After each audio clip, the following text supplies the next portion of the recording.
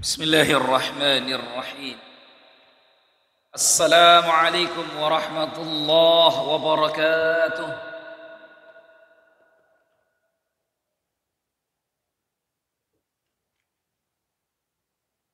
Alhamdulillahi rabbil alamin. Wa bihi nasta'inu ala umurid dunya waddin. Wassalatu wassalam على أشرف الأنبياء والمرسلين نبينا وحبيبنا وشفيعنا وسيدنا ومولانا محمد وعلى آله وأصحابه ومن تبعهم بإحسان إلى يوم الدين. أما بعد، kaum muslimin dan muslimat, a'azzakumullah wa iyaya. Alhamdulillahi rabbil alamin. Segala pujian dan syukur hanyalah milik Allah Rabb semesta alam. Salawat beriringkan salam kita curah limpahkan pada Nabi besar Muhammad sallallahu alaihi wasallam, pada keluarga beliau, para ahli bait, dan juga para sahabat Nabi ridwanullahi alaihim ajma'in, serta umatnya yang mengikuti mereka dengan ihsan hingga akhir zaman. Bapak Ibu kaum muslimin dan muslimat, a'azakumullah. Alhamdulillah malam ini kita bisa kembali bermajelis melanjutkan kajian kita, kajian dari kitab Nida'atul Rahman li Ahlil Iman. Sekarang kita lanjut pada ayat berikutnya di surah Al-Baqarah 254. Terakhir kita bahas Al-Baqarah tentang tipu daya setan 209, 208. Bahwa di antara tipu daya setan yang paling bahaya adalah tazyinul amal, menghiasi perbuatan salah seseorang seolah-olah itu baik dan benar. Makanya banyak orang yang kemudian salah tapi tidak mau ngaku salah. Terus di antara perangkap setan yang banyak menjebak manusia adalah menjadikan manusia sibuk dengan amalan yang kurang utama dan dia meninggalkan amalan yang lebih utama. Jadi kalau kita mau beramal itu Bapak Ibu cari mana yang paling utama. Karena kalau amalan itu paling utama pasti pahalanya paling besar. Bukan berarti amalan yang lain kemudian tidak dipedulikan, bukan, tetapi kita cerdas memilih-milih mana amalan-amalan yang afdal diutamakan, diprioritaskan dulu tuh yang afdal, baru kemudian yang mafdul. Berapa banyak orang tertipu oleh setan merasa bahwa zikirnya sepanjang malam itu kebaikan. Enggak ada orang yang zikiran sampai malam, selesai jam 3 subuhnya malah kesiangan lewat. Tuh coba. Zikir itu bagus enggak? Bagus. Siapa bilang zikir tidak bagus? Tapi kalau zikir harus mengorbankan sholat subuh, maka berarti kita masuk perangkapnya setan. Karena sholat subuh tidak bisa ditandingi dengan zikir. Sebanyak apapun zikir orang, ya kan? Sholat subuh itu wajib, zikir itu sunnah. Gitu ya, jadi awas hati-hati. Banyak orang kan begitu tuh, zikirnya kemalaman, sholat subuhnya lewat. Ya, tapi nanti ketika dikoreksi nggak terima orang ini. Ngurusi orang, amalan-amalan orang. Nah ini nih, gitu ya. Padahal kita niatnya baik, dia sedang berada dalam perangkap setan. Gitu ya. Baik, sekarang kita lanjut ayat berikutnya. Hasul mu'minin 'alal infaq qabla fawatil awan. Ini ayat tentang apa? Nanti kita kaji. Surat Al-Baqarah 254. Allah berfirman, Ya ayyuhalladzina amanu anfiqu mimma razaqnakum min qabli an ya'tiya yawmun la bay'un fihi wala khullatun wala syafa'ah wal kafiruna humudz zalimun. Ayat berikutnya pasti hafal kita. Allahu la ilaha illa huwal hayyul qayyum. Ayat kursi.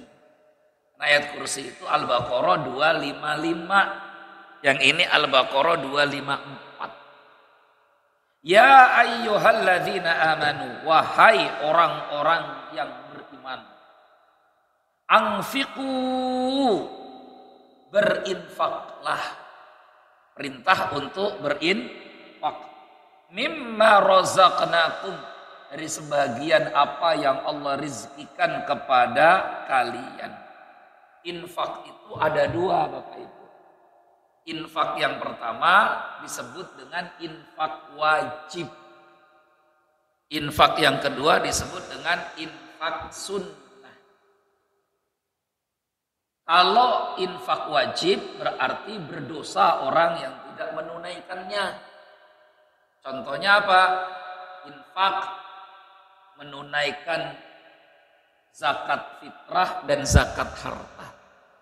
Jadi zakat itu juga dalam Al-Quran disebut dengan infak atau infak menafkahi istri dan anak-anak. Itu infak itu. Ya, jadi menafkahi istri dan anak-anak itu juga disebut infak. Makanya pemberian kepada istri itu disebut nafkah. Bahasa Arabnya nafkah. Artinya sama, diambil dari kata yang sama, infak, nafkah, sama. Dari kata nun, fa, qof, nafkah. Makanya kata Nabi SAW, dinarun anfaqtahu, satu dinar yang kau infakkan, ila ahlika, kepada istrimu. Wa dinarun anfaqtahu ilal masakin, dan satu dinar yang kau infakkan untuk fakir miskin. Aqdhamuha wa akbaruha dinarul ladzi anfaqtahu ala ahli.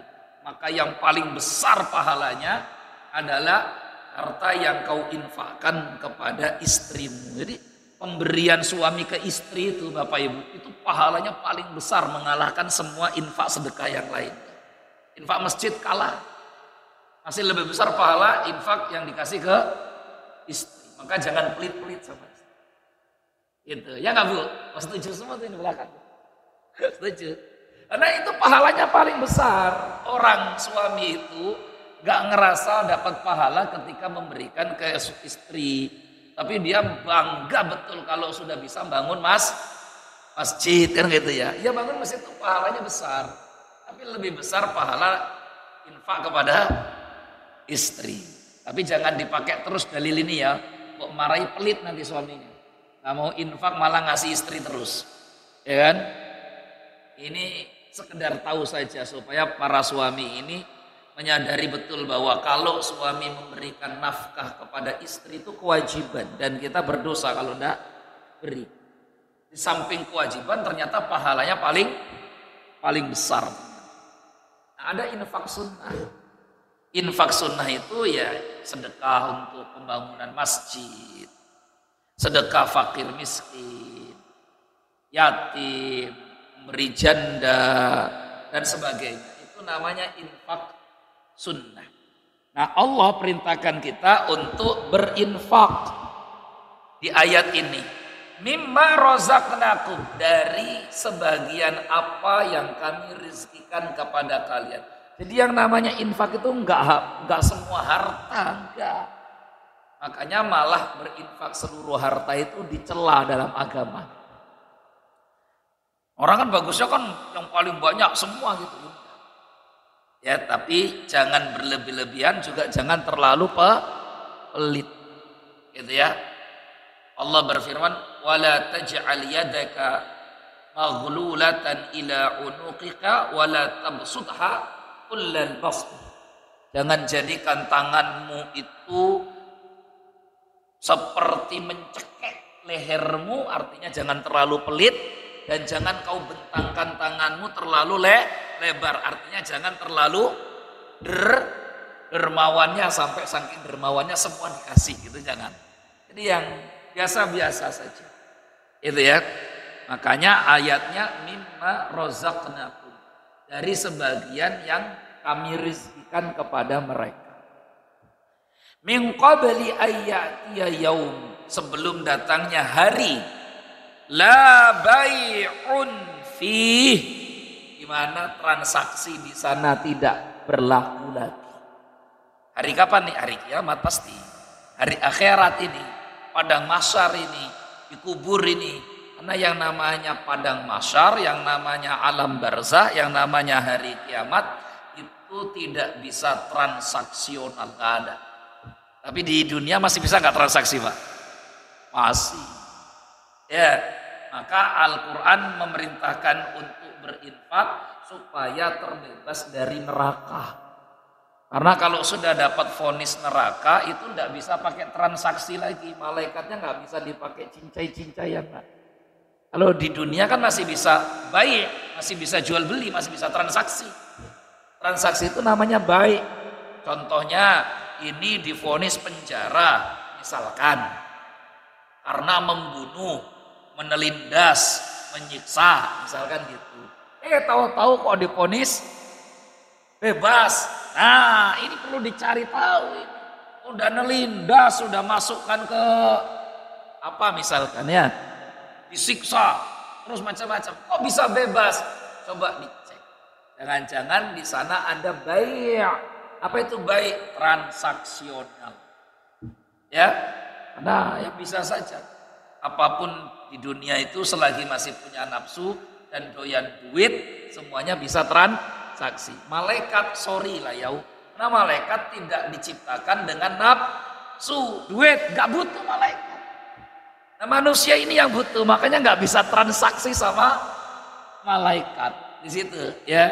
Jadi ayat ini ngajak kita untuk menjaga diri kita dari siksa api neraka sebelum datang hari di mana tidak ada transaksi di dalamnya. Wala khullatun, dan tidak ada khullah. Khullah itu dari kata khalil, artinya orang dekat, orang dalam. Bahasa Inggrisnya ordal. Maksud saya apa? Ordal. Karena kalau ada ordal pun nggak bisa di sana. Kecuali bapaknya dia penjaga pintu neraka kan gitu ya. Nah kalau bapaknya dia itu penjaga pintu neraka kayak Mama Gufron mungkin bisa. Gitu. Mama Gufron kan penjaga pintu neraka ya Pak ya. Kata dia, astagfirullah ya. Kita ini kan enggak khawatir banget gitu. Kalau ada orang malah sombong dengan mengatakan apa dia penjaga pintu neraka. Atau moga-moga tobat sekarang sudah ya. Nah, mohon maaf ya kalau ada muridnya di sini ya. Wala syafa'ah, dan tidak ada syafaat. Kok nggak ada syafaat ini? Kan ayatnya kan ada syafaat. Kok nggak ada syafaat? Oh iya. Karena ada waktu nanti Bapak Ibu di mana syafaat nggak berlaku di sana. Karena man dzalladzi yashfa'u 'indahu illa biizni. Siapapun yang mau memberikan syafaat di hari kiamat tidak bisa syafaat itu diberikan kecuali atas izin dari Allah. Illa biizni, kecuali dengan izinnya Allah. Izin itu bahasa Arab, bahasa Arabnya izin ya izin. Orang Arab bilang izin, artinya izin. Jadi bahasa Arab yang di Indonesia. Wal kafiruna humudz zalimun, dan orang kafir itulah sebenar-benar yang zalim. Nah, jamaah sekalian yang dimuliakan Allah, ini ayat sebenarnya peringatan untuk kita. Peringatan kalau kita ini harus beramal masing-masing. Jangan ngandalkan amal orang lain. Jangan ngandalkan amal suami. Jangan ngandalkan amal istri. Jangan ngandalkan amal guru. Apalagi kalau gurunya bilang nggak usah khawatir. Pokoknya kalau Bapak ikut pengajian saya, insya Allah surga sudah. Wah ini nggak kacau ini pengajian begini, mending Bapak tinggalin. Gak ada yang bisa menjamin kita di surga. Wong keluarga Nabi saja Rasulullah ingatkan, ya Aisyah, anqidhi nafsaki minan nar. Aisyah, selamatkan dirimu sendiri dari neraka. Ya Fatimah, i'mali. Fatimah, beramallah. Nah begitu, itu keluarga Nabi Muhammad. Oh tiba-tiba ada pengajian yang bilang, kalau sudah sama saya, nanti akhirat saya yang tanggung, saya yang jamin. Nah, gitu. Ada videonya Pak ya? Ada ya? Geleng-geleng lagi gitu kita tuh, astagfirullah. Tapi ya yang begitu orang Indonesia juga percaya. Apa sih yang tidak dipercaya di Indonesia kan? Begitu pun orang tertarik. Enak pengajian sama itu, kenapa? Pengajian sama abah, pengajian sama mbah, pengajian sama ustadz, pengajian sama yai, pengajian sama apalah misalnya. Kenapa? Karena kalau udah ikut pengajian sana, akhirat jadi tanggung Pak, jaminan semua. Hebat banget ini, ya. Tapi sejauh saya belajar Al-Quran kah, menghafal hadis kah, menghafal ayat kah, tidak ada ditemukan satupun yang berbunyi seperti itu. Yang ada adalah ayat. Beberapa kali Allah berfirman di surat An-Najm, Allah berfirman, surat Al-Isra Allah berfirman, bunyinya begini, wa alaysa lil insani illa ma sa'a ala taziratu waziratu wisra ukhra. Bukankah orang hanya akan mendapatkan apa saja yang dia kerjakan, dan seseorang tidak menanggung dosa yang dilakukan oleh orang lain. Bapak berdosa, bapaklah yang nanggung, tidak mungkin saya tanggung. Bapak beramal, bapaklah yang dapat pahala, tidak mungkin saya. Sebagaimana saya beramal, saya pun beramal untuk saya, tidak mungkin untuk bapak. Ini masing-masing kita ini beramal dengan amalan kita, gitu ya. Oh ada bisa saling memberi manfaat, ada, tapi memberi manfaatnya itu doa. Makanya kita doakan saudara kita. Ada juga bisa beri manfaat, ada anaknya dia sendiri. Kalau beramal maka pahala orang tuanya nyampe karena anaknya. Tapi saya sholat untuk saya lah, dan untuk bapak saya, orang tua saya kan begitu. Bapak sholat untuk bapak lah, gitu ya. Jadi nggak bisa sifatnya kemudian nanti gampang urusan di akhirat. Nah, Nabi, bapak ibu ingatkan semua keluarganya untuk beramal, menyelamatkan diri dari neraka masing-masing. Termasuk kita pengajian di sini. Maka saya nggak akan berikan jaminan ke bapak bahwa di akhirat nanti aman. Lah saya sendiri saja belum tentu aman, itu masalahnya. Kita sendiri belum tahu nanti di akhirat seperti apa. Na'udzubillah ya Rabb, kita berlindung sama Allah dari kengerian nanti di hari kiamat. Ya, makanya jamaah sekalian yang dimuliakan Allah, umat ini mesti cerdas. Jangan hanya diiming-imingi kemudian dia percaya. Karena orang yang berhak memvonis surga neraka itu hanya Nabi Muhammad SAW. Itu pun lewat perantara wahyu dari Allah. Gitu ya. Lanjut lagi ya, ini bunyi ayatnya. Kenapa Ustadz kok di ayat ini mengatakan sebelum datang hari tidak ada transaksional di dalamnya, gak ada saudara, gak ada orang dalam, gak ada syafaat. Kok bisa? Kan kita kan selalu bilang yang kita harapkan syafaatnya di hari kiamat. Tadi saya katakan Bapak Ibu, syafaat itu ada di akhirat, ada. Tapi nanti ada keadaan dan kondisi di mana syafaat tidak berlaku. Apa sebabnya? Saya bacakan penjelasannya di sini. Wa'lam, ketahuilah, kata Imam Fakhrur Razi dalam tafsirnya Mafatihul Ghaib. Fakhrur Razi, ulama besar ya. Wa'lam, ketahuilah, anna sababa, bahwasanya sebab. Sebab itu bahasa Arab ya, bahasa Arabnya sebab, sabab. Ya, musabbab itu bahasa Arab juga. Sebab musabbab itu bahasa Arab. Fi adamil khullah. Kenapa kedekatan seseorang tidak bisa bermanfaat? di akhirat. Wasyafa'ah, dan syafaat tidak berlaku di akhirat. Umur, karena ada 3 sebab ini. Sebab pertama, kata beliau, anna kulla ahadin yakunu mashghulan binafsihi. Alasan pertama, karena masing-masing orang di hari kiamat nanti Bapak Ibu mashghul, sibuk dengan urusannya masing-masing. Gimana mau mikirkan orang lain? Bagaimana mau menyelamatkan orang lain? Lawang dirinya sendiri juga sibuk, takut belum tentu selamat. Dalilnya mana? Surat Abasa ayat 37. Anak-anak kita hafal. Likulli imri'in minhum yawma idzin sya'nun yughnih. Artinya likulli imri'in, masing-masing orang, minhum, dari mereka semua di padang mahsyar, yauma idzin, hari itu, sya'nun yughnih, sibuk dengan urusannya sendiri-sendiri. Ini kan ayatnya didahului dengan ayat sebelumnya. Fa idza ja'atis shaqqah, kalau hari kiamat sudah datang, yauma yafirrul mar'u min akhi, teman tidak peduli dengan teman sahabat setianya, nggak peduli Pak. Ini di dunia cai-cainya, wih kita mah solid, kita ini friend, kita ini wah begini kata dia, ya kan? Ternyata di akhirat nanti nggak peduli. Itulah namanya wala khullah.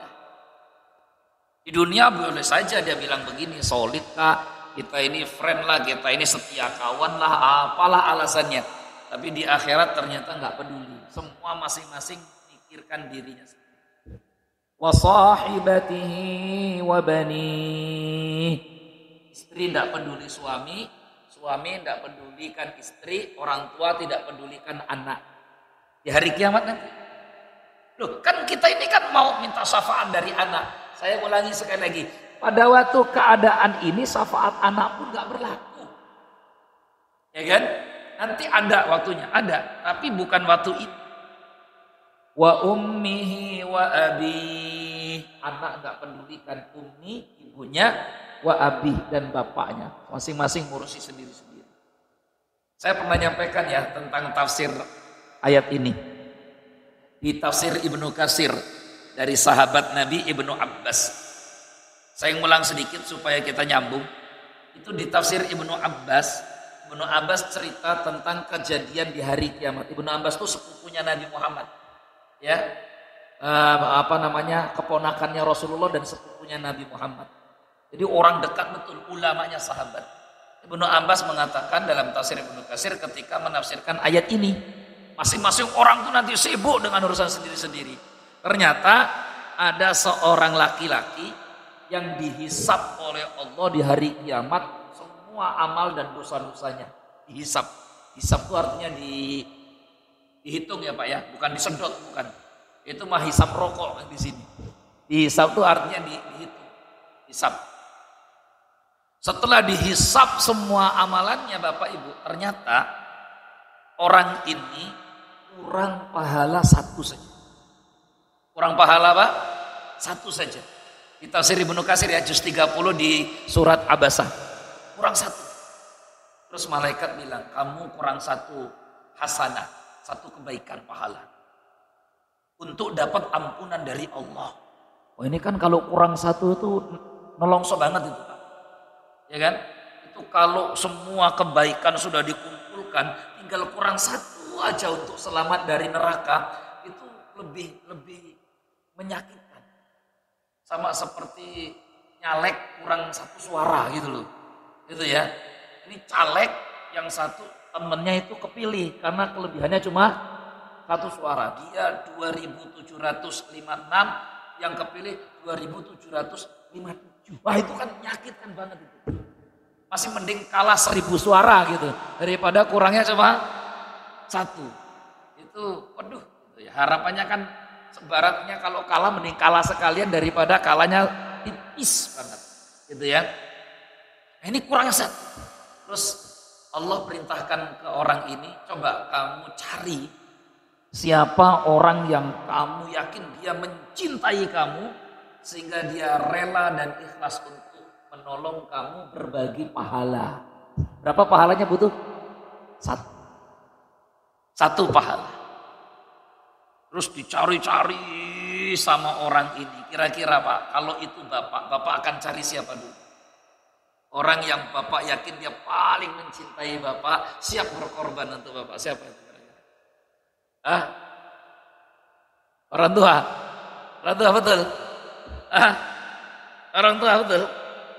Ah? Bisa orang tua, bisa istri kita ya. Enggak ada yang jawab istri sih Pak.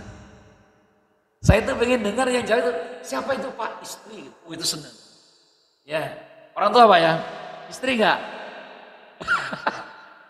Istri enggak ya? Kurang yakin kayaknya kita sama istri ya. Gitu, kurang yakin kayaknya. Kok enggak yakin Pak, kenapa? Kayaknya kalau saya mati Pak Ustadz udah ancang-ancang mau kawin lagi.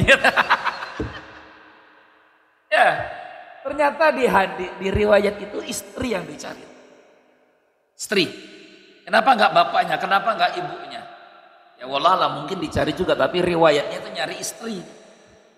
Ditanyalah dia tentang dirinya, gimana saya ini suami seperti apa. Istrinya memuji pujian banyak ke suaminya. Kata suaminya seneng. Kalau istri sudah muji-muji itu biasanya kena ini. Habis itu kalau minta pasti ditolong. Memuji-muji kan sudah kan. Gitu ya. Sebaik-baik suami ya kamu inilah Mas, paling bertanggung jawab, pekerja keras, penyayang kepada keluarga, anak dan istri-istrinya. Misalkan begitu ya. Gitu. Kebalik Pak, istri dan anak-anaknya kan gitu kan. Nah, ternyata dia bilang begini. Saya ini sudah dihitung amalannya dan kurang satu pahala. Kira-kira kamu bisa nggak memberi saya satu pahala supaya dapat ampunan? Si istri bilang, ma aisara ma talabta. Begitu mudah dan ringannya yang kau minta itu suamiku. Karena cuma minta berapa? Satu pahala. Tapi ternyata istrinya pun nggak ngasih. Kenapa nggak ngasih? Minhum yauma idzin sya'nu yughni. Karena istrinya pun takut. Dia belum dihitung, dia belum dihisap.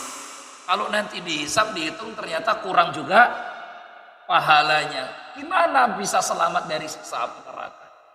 Jadi ini alasan pertama.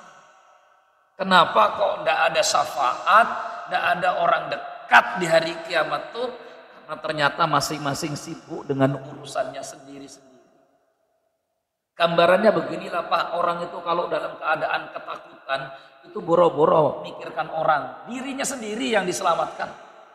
Kalau dalam keadaan apa? Ketakutan. Contoh misalkan, tiba-tiba misalkan ya, orang di dalam kapal, penumpang banyak, terus kapalnya itu bocor, gelombangnya tinggi. Dia mikirkan gak untuk menyelamatkan orang lain. Dia akan bilang, saya dulu yang selamat duluan. Ya, itu. Baru mikirkan menyelamatkan orang lain. Apalagi dia nggak bisa nolong. Maka dia akan pikirkan keselamatan dirinya sendiri. Di gelombang ombak yang tinggi saja, itu kita sudah pikirkan diri sendiri, egois. Apalagi kengerian di hari kiamat. Ngerinya hari kiamat itu lebih ngeri daripada gelombang lautan. Ya, poinnya ya.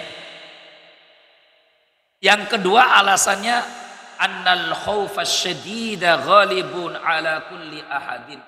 Rasa takut yang mencekam menghampiri semua orang sampai Allah abadikan rasa takutnya itu di surat Al-Hajj ayat 2. Allah berfirman, Yauma tarawnaha tadhhalu kullu murdi'atin 'amma arda'at. Hari kiamat itu kalau terjadi, ibu-ibu yang menyusui anak bayinya pun gak peduli lagi, anaknya ditinggal saja. Saking ngerinya ibu dengan hari kiamat. Wa tadha'u kullu dzati hamlin hamlaha. Bahkan orang yang hamil ujuk-ujuk langsung keluar bayinya, metu saking dahsyatnya guncangan. Itu ngerinya hari kiamat. Yang ketiga alasannya, kenapa kok nggak bisa memberi syafaat di hari kiamat? Annahu idza nazala al-'adzab bisababil kufri. Karena dia turun azab disebabkan kekufurannya. Oh ternyata penghalang syafaat kenapa ndak bisa sampai ke seseorang, salah satunya adalah karena dia kafir. Orang kafir nggak bisa mendapatkan syafaat Bapak Ibu. Meskipun dia orang terdekat kita. Meskipun dia itu bapak kita, ibu kita, anak kita, kakak kita, kakek kita, nenek kita. Kalau kafir beda iman, beda agama, tidak bisa memberikan manfaat. Rasulullah itu sayang banget Bapak Ibu sama pamannya Abu Thalib. Tapi sayang Abu Thalib itu meninggalnya dalam keadaan apa? Kafir. Padahal Abu Thalib itu yang ngurus Nabi Muhammad sejak dari kecil. Abu Thalib. Bapak ibunya wafat, Rasulullah, Abu Thalib yang ngurus. Sudah seperti orang tua sendiri. Tapi ternyata sampai meninggal pun dia tidak beriman pada Allah dan Rasul. Gak mengucapkan la ilaha illallah. Kafir. Sampai Rasulullah itu mohonkan ampun untuk Abu Thalib pamannya. Supaya Allah itu memberikan izin Abu Thalib dapat syafaat. Man dzalladzi yashfa'u indahu illa biizni. Karena Nabi Muhammad bisa nggak berikan syafaat, Pak? Saya tanya, Nabi Muhammad bisa nggak berikan syafaat? Sangat bisa. Pun kita semua berharap dapat syafaatnya Rasulullah. Tapi pun demikian, meskipun Rasulullah itu sangat bisa memberikan syafaat, lagi-lagi yang memberikan syafaat itu atas izin dari Allah. Nah Allah nggak izinkan. Kenapa kok nggak diizinkan Abu Thalib dapat syafaat bebas keluar dari neraka? Karena Abu Thalib matinya musyrik kafir, tidak beriman pada Allah. Bapak Ibu semua, nggak mengucapkan la ilaha illallah, mau sebaik apapun dia. Akhirnya Nabi minta lagi ke Allah, ya Rob, kalau memang tidak bisa mengeluarkan pamanku Abu Thalib dari neraka, tolong berikan yang paling ringan dan paling rendah hukuman di neraka. Dikabulkan oleh Allah. Maka Abu Thalib itu azabnya paling rendah, paling ringan di neraka. Ya tentu dengan yang lainnya nantinya, yang misal seperti Abu Thalib. Yang kata Nabi, inna ahwana azab yaumal qiyamah, sungguh seringan-ringan azab di hari kiamat, la rajulun, seseorang udha'u tahta qadamaihi jamratan, yang disuruh di neraka menginjak kerikil 2 biji. Yaghli bihima dimaghuhu, langsung mendidihlah tempurung kepalanya. Jadi diinjak begitu mendidih tempurung kepalanya. Itu hukuman azab paling ringan di neraka, Pak. Apalagi hukuman orang yang enggak sholat ini kan ringan. Ya, makanya ajak teman-teman, keluarga, tetangga yang belum sholat supaya sholat. Bilang kepada neraka itu panas nih. Ya, panas. Yang paling ringan saja itu kalau nginjak bara, kepalanya langsung mendidih. Ya sholat oleh Allah sok ngerti kue. Gitu kan, kata dia. Lu nggak percaya cobalah nanti. Kan gitu kan. Malah kelahi tengkar kan. Karena memang harus, kadang orang itu baru sadar, baru tobat kalau dikasih ancaman-ancaman yang menakutkan. Ini benar nih kata Nabi SAW. Jadi ini sebab ya, kenapa ndak ada syafaat di hari kiamat itu, bukan berarti sama sekali tidak ada syafaat, bukan. Tapi ada kondisi di mana syafaat di waktu itu tidak berlaku. Kapan itu tidak berlaku? Satu, Siti Aisyah tanya ke Rasulullah SAW.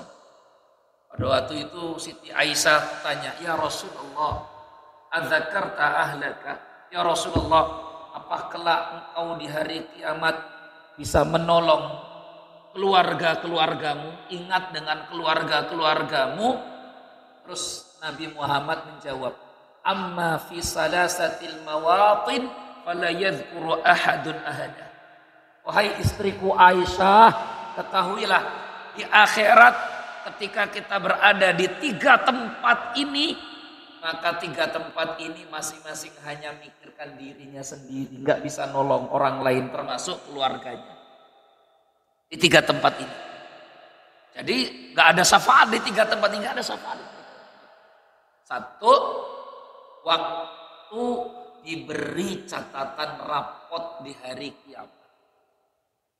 Ya, waktu diberi apa? Catatan rapot di hari kiamat. Itu orang nggak ada mikirkan orang lain, Pak. Enggak, yang dipikirkan cuma diri sendiri, Bapak Ibu. Saya ini kira-kira dapat rapot dari kanan atau dapat rapot dari kiri. Ya, itu yang dipikirkan oleh dia. Itu ya. Jadi bagi rapot itu kan menegangkan, Pak. Dulu, kalau sekarang mah enggak. Sekarang tuh bagi rapot nggak tegang karena semua pasti lulus. Kalau nggak lulus malah orang tuanya yang ngamuk-ngamuk. Zamannya saya, zamannya bapak sekolah kan dulu coba.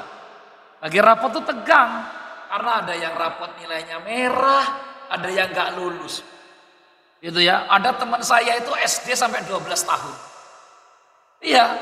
Jadi barang setahun nggak naik, setahun depan naik kelas 2. Tahun nggak naik, tahun depan naik, sampai adik saya itu lulus bareng baru sama dia.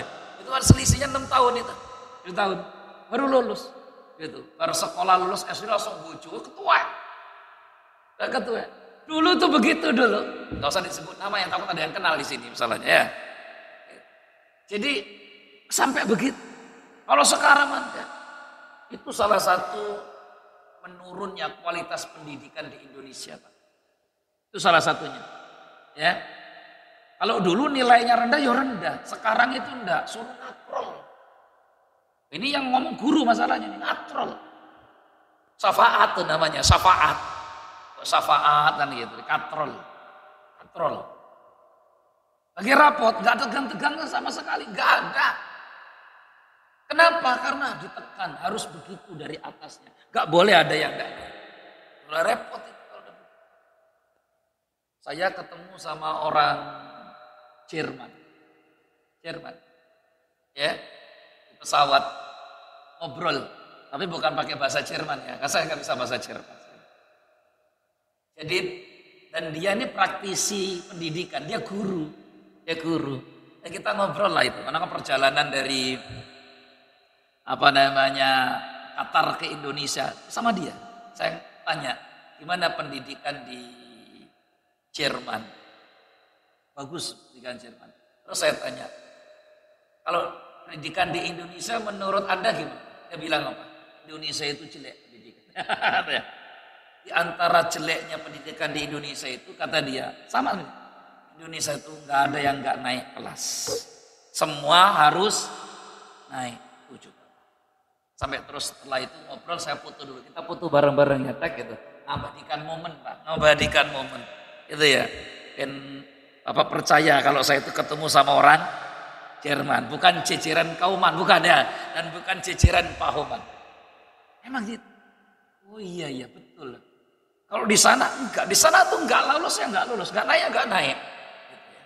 Dan enggak ada ceritanya anak dihukum orang tuanya yang enggak, gitu ya. Jadi itu, jadi kekurangan.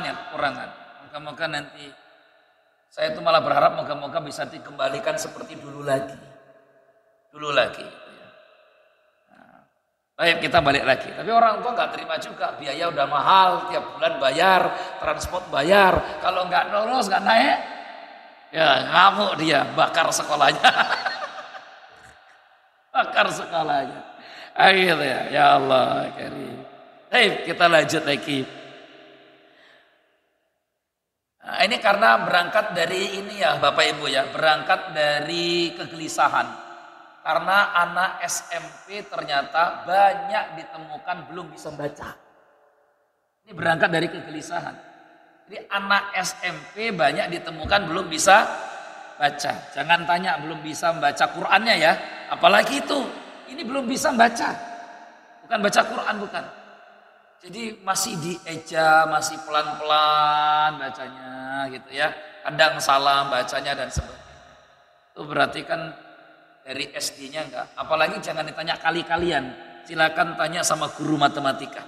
Dulu saya masih ingat waktu kita sekolah di kelas SD 3, kelas 4 tuh harus sudah tuntas semua kali-kalian. Ya, tempel itu kali-kalian itu semua. Dulu lah ini. Bahkan dulu kita SD belum lulus kalau belum praktek sholat. Saya nggak tahu Bapak SD gitu enggak. Tapi saya SD begitu. Saya SD dulu kalau mau lulus SD harus sudah bisa bacaan sholat, praktek sholat itu dulu begitu. Nah, sekarang hilang itu yang begitu, nggak ada lagi. Baik, kita lanjut dah. Kritikan untuk dunia pendidikan kita. Kita lanjut berikutnya. Jadi jemaah sekalian yang dimuliakan Allah Subhanahu wa taala. Yang pertama tadi waktu bagi rapot itu menegangkan banget. Di akhir nanti bagi rapot, bagi dong. Wong ayatnya banyak kok. Fa amma man utiya kitabahu bi yaminihi fasawfa yuhasabu hisaban yasira dan sebagainya. Itu cerita tentang bagi rapot. Yang kedua, kapan yang paling menegangkan? Waktu ditimbang amal, ditimbang kita, itu nggak mikirkan orang lain. Fa amma man saqulat mawazinu fa huwa fi 'ishatir radiyah wa amma man khaffat mawazinu fa ummuhu hawiyah. Yang ketiga apa? Nggak kepikiran anak, nggak kepikiran istri, nggak kepikiran siapa-siapa. Ya, yang ketiga, waktu melewati jembatan Sirat. Ini ujian yang paling mengerikan. Semua ngandalkan amal masing-masing. Ya amalan inilah yang Bapak andalkan di malam ini. Salah satunya. Duduknya di majelis taklim, kita ngaji, kita puasa. Itu ya. Itu yang andalkan. Jadi jangan sampai kembali. Saya kemarin, misalkan ya misalnya, ada orang bilang begini sama saya. Tuh coba. Si ini itu hidupnya tuh gak pernah sholat. Tapi pas tahlil rame wong. Tuh kan coba. Ini padahal gak pernah sholat tapi pas tahlil rame. Mendingan ngono kan kata dia kan gitu. Terus saya bilang, ya enggak. Lo enggak kenapa? Tahlil ini kan kurang doakan. Doanya entah sampai entah enggak wallahu alam kan gitu masalahnya. Karena tergantung amalnya dia. Karena yang datang tahlil itu kan enggak semuanya lillahi ta'ala. Biarpun rame. Karena ada orang datang tahlil itu yang enggak enak. Ya kan gitu. Bu nanti kalau pas mati juga enggak didatangi. Kan gitu Pak. Kecuali di sini malah lillahi ta'ala semua yang datang itu. Ya kan? Ada juga yang datang tahlil itu bukan karena enggak enak. Tapi mumpung bagi berkat. Ini bulan malam terakhir. Bentar lagi bagi berkat. Ada lagi yang memang ya tadi itu lillahi ta'ala ingin doakan. Jadi enggak semua doanya orang yang tahlil itu menembus pintu langit. Karena tidak semua yang mendoakan tuh ikhlas. Apalagi kemudian yang doakan juga enggak sholat juga kadang-kadang kan gitu. Karena orang ini mau beralasan kalau begitu enggak penting sholat enggak sholat. Yang penting kalau pas tahlil yang mendoakan rame gitu loh. Orang ini mau bilang begitu sama saya. Saya bilang enggak. Ya, karena tetap doa kita ini cuma sekedar usaha. Yang menentukan tuh ya amalnya dia itu. Kalau ndak sholat, kalau ndak apa, ya agak berat nanti. Tetap itu kan haknya Allah Subhanahu wa taala. Itu ya Pak ya. Jadi bukan ukurannya itu dari banyaknya yang tahlil, bukan itu ukurannya.